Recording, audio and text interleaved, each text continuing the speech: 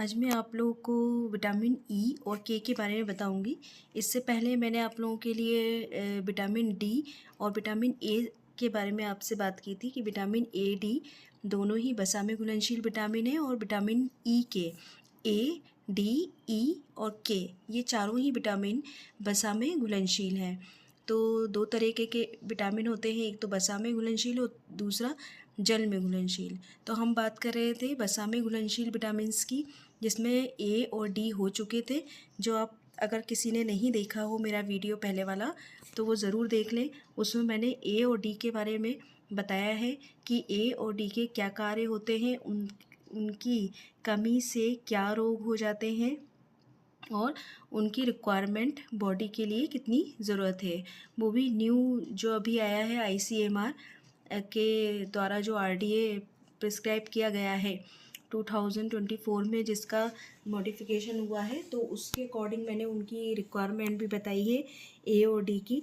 तो वो वीडियो बहुत इम्पोर्टेंट है, वो आप ज़रूर देखें और लाइक सब्सक्राइब ज़रूर कीजिए। और ये वीडियो भी सुनने के बाद आप लोग लाइक सब्सक्राइब और कमेंट ज़रूर कीजिए।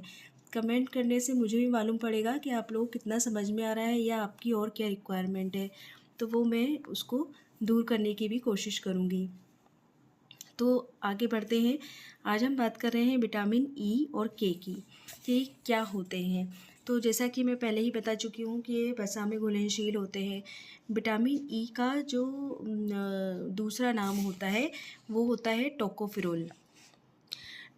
जैसे हमने विटामिन ए के बारे में बात की थी, तो जो विटामिन ए है वो रेटिनॉल और कैरोटीन के रूप में पाया जाता है। तो वैसे ही विटामिन ई का जो नाम है वो टोकोफेरोल है और विटामिन डी का नाम मैंने बताया था कोलीकैल्सीफेरॉल।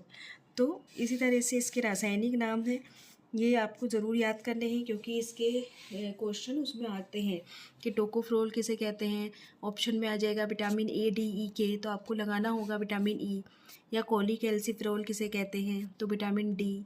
या रेटिनॉल और कैरोटीन किस रूप में पाया जाता है, वनस्पति जगत में पाया जाता है या पशु से प्राप्त होता है, तो वो आपको उसका पता होना चाहिए। ठीक है, तो विटामिन ई के बारे में बात करते हैं। विटामिन ई जो होता है वसा में घुलनशील होता है और ताप मतलब हीट और एसिड से ये प्रभावित नहीं होता, परंतु सूर्य की जो अल्ट्रावायलेट रेज हैं उनसे नष्ट हो जाता है। और आयरन और शीशे की उपस्थिति में इसका ऑक्सीडेशन भी हो जाता है। हम टोकोफेरोल को जो भोज्य पदार्थों में पाए जाने वाले 4 तरह के टोकोफेरोल होते हैं, उसमें होते हैं अल्फ़ा, बीटा, गामा और डेल्टा। जो अल्फ़ा टोकोफेरोल होता है वो जैविक रूप से सर्वाधिक क्रियाशील होता है, एक्टिव होता है।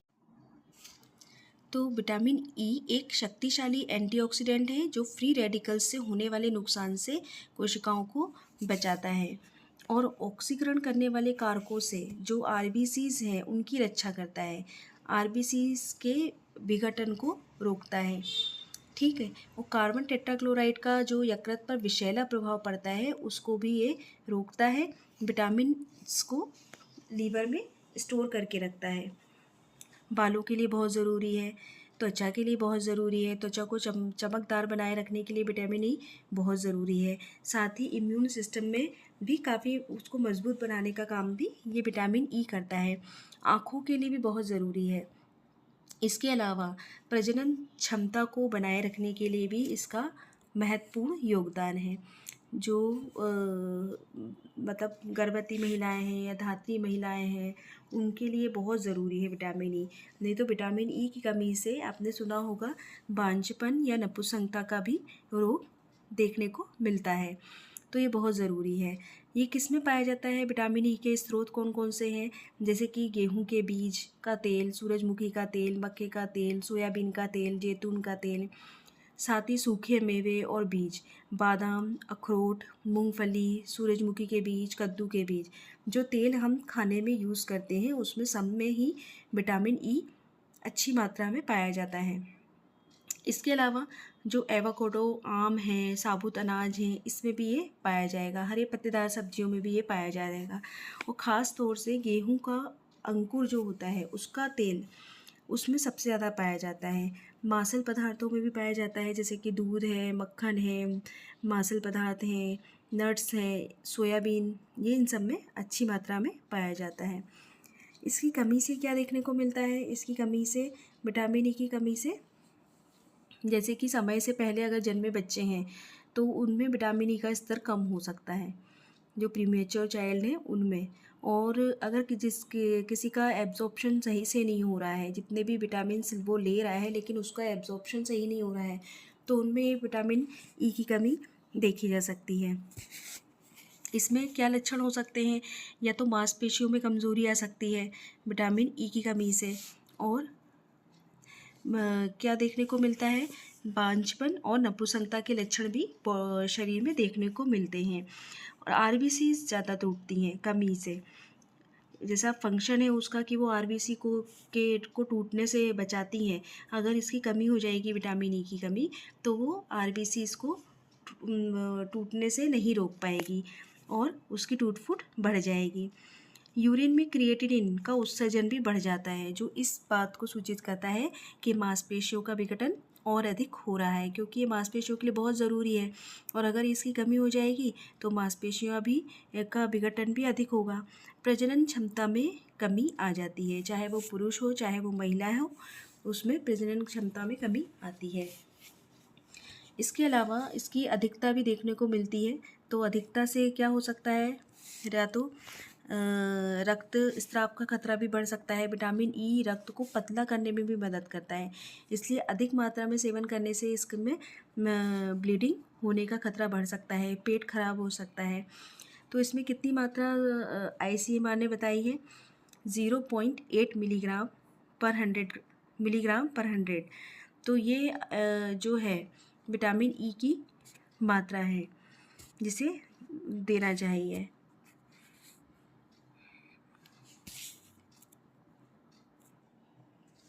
तो विटामिन ई की जो मात्रा है 0.8 मिलीग्राम है, जो ICMR ने रिकमेंड की है। तो ये था विटामिन ई। अब बात करते हैं हम विटामिन के की। विटामिन के क्या होता है? विटामिन के का जो रासायनिक नाम है वो क्या है? नेप्थोक्विनोन। ये भी वसा में घुलनशील विटामिन है और ये पीले रंग का पदार्थ है जो कि वसा घुलकों में घुलनशील होता है और ये ताप के प्रति स्थिर रहता है। परंतु वही है कि अल्ट्रावायलेट रेज, मतलब सूर्य का प्रकाश पड़ने के कारण ये ऑक्सीडेशन इसका हो जाता है, तो नष्ट हो जाता है। ऑक्सीडेशन नहीं होना चाहिए। इसके अलावा ये भी जो है वो मुख्यतः दो रूपों में पाया जाता है। एक होता है K1 और K2। विटामिन K1 हरे पत्तों में उपस्थित रहता है, जबकि K2 आंतों में जीवाणुओं की क्रिया से बनता है, मतलब अपने ही शरीर के आंतों में जीवाणु क्रिया से बनता है। विटामिन K1 को फाइलोक्विनोन तथा K2 को मेनाक्विनोन के नाम से भी जाना जाता है। ये एक एंटी हेमरेजिक विटामिन है, मतलब क्या है ये रक्त स्राव को रोकता है, ठीक है। और रक्त के थक्का जमने में, हड्डियों के स्वास्थ्य के लिए ये बहुत महत्वपूर्ण भूमिका निभाता है। तो ये जो मैंने बताया कौन सा, कि एक तो फाइलोक्विनोन और एक होता है मेनाक्विनोन के नाम से जाना जाता है। और ये रक्त के थक्का जमाने में भी बहुत मदद करता है। इसकी कमी से आसानी से खून बह सकता है। इसके अलावा हड्डियों के स्वास्थ्य के लिए बहुत ज़रूरी है। हड्डियों के निर्माण के लिए, रख रखाव के लिए ये प्रोटीन का उत्पादन भी करता है। कई अध्ययनों से ये भी पता चलता है कि ऑस्टियोपोरोसिस के खतरे को भी कम करता है। ऑस्टियोपोरोसिस हमने पढ़ा था जब विटामिन डी पढ़ा था, ऑस्टियोमलेशिया। ये कहाँ कहाँ पाया जाता है? विटामिन के स्रोत हैं। विटामिन के हरे पत्तेदार सब्जियों में पाया जाता है, जैसे कि पालक है, केला है, ब्रोकली है, पत्ता गोभी है। कुछ फल होते हैं जैसे एवोकाडो, कीवी, और पनीर में पाया जाएगा। वनस्पति तेलों में जैसे कि सोयाबीन का तेल, कनोला ऑयल।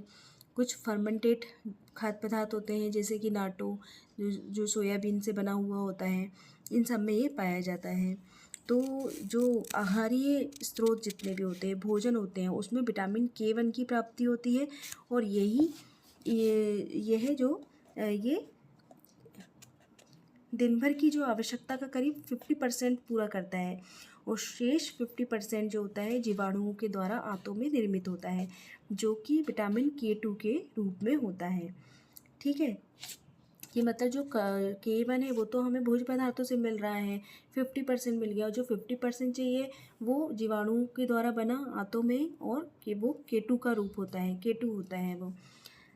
अब इसकी कमी से क्या होता है, इसकी कमी से अगर हो जाए तो इसका अवशोषण नहीं होता। अगर ठीक से कब देखी जाती है, या तो इसका अवशोषण नहीं होता तब देखी जाती है। अगर कोई भी विटामिन हम ले रहे हैं, मतलब भोजन तो कर रहे हैं लेकिन अच्छी तरह से वो एब्जॉर्ब नहीं हो रहा है, तो उसकी कमी देखने को मिलती है। चाहे वो कोई सा भी विटामिन हो या कोई सा भी पोषक तत्व हो, उसकी कमी हमें देखने को मिलेगी। अगर इसकी कमी है तो इसमें एंटी हेमरेजिक क्यों बोला गया है? एंटी हेमरेजिक का मतलब रक्त के स्राव को रोकना। और मान लीजिए अगर कमी हो गई तो रक्त का स्राव होता जाएगा, तो प्रोथ्रोम्बिनिया भी ये कहलाता है। बहुत ज़्यादा अनियंत्रित रक्तस्राव देखा जाता है, हीमोफीलिया। तो ये नवजात शिशु में विटामिन के स्तर का कम हो सकता है, इसलिए उन्हें विटामिन का इंजेक्शन भी दिया जाता है। कुछ दवाएं होती हैं जैसे एंटीबायोटिक्स होती है जो रक्त को पतला करती है और विटामिन के अवशोषण को कम कर सकती है। जिन लोगों में वसा का अवशोषण की समस्या होती है उनमें खतरा बढ़ सकता है, ये बात कर चुकी हूँ। तो कौन कौन से इसमें लक्षण हो सकते हैं? एक तो आसान रक्तस्राव, जैसे कि मामूली सी चोट लगी और खूब खून बहेगा, नाक से खून आना, मसूड़ों से खून आना, मल में खून आना, ये क्या है? विटामिन के की कमी के प्रभाव हैं। जो ब्लड जिसमें कि जमता नहीं है, ब्लड क्लॉट नहीं होता। क्यों? क्योंकि इसका फंक्शन ही है विटामिन के का कि जब कहीं घाव होता है या ब्लड बहता है तो वो ब्लड के थक्के को जमाने में मदद करता है। लेकिन अगर इसकी कमी हो जाएगी तो ब्लड क्लॉटिंग नहीं होगी। ये बहुत ज़रूरी विटामिन है। और अगर इसकी अधिकता हो जाती है तो हाइपर विटामिनोसिस के नाम से भी इसको जानते हैं।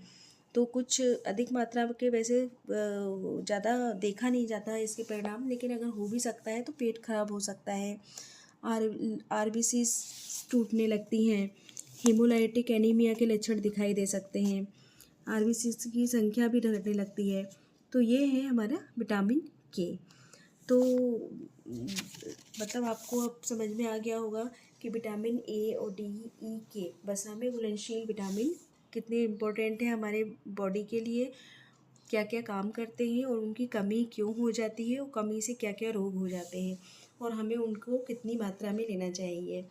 इसके दूसरे रासायनिक नाम क्या है ये भी मैंने बताया, तो आप इसे अच्छे से पढ़ लीजिए, सुन लीजिए। और मेरी वीडियो अगर पसंद आई हो तो इसको लाइक, सब्सक्राइब और कमेंट ज़रूर करके बताइएगा। धन्यवाद। Thank you so much.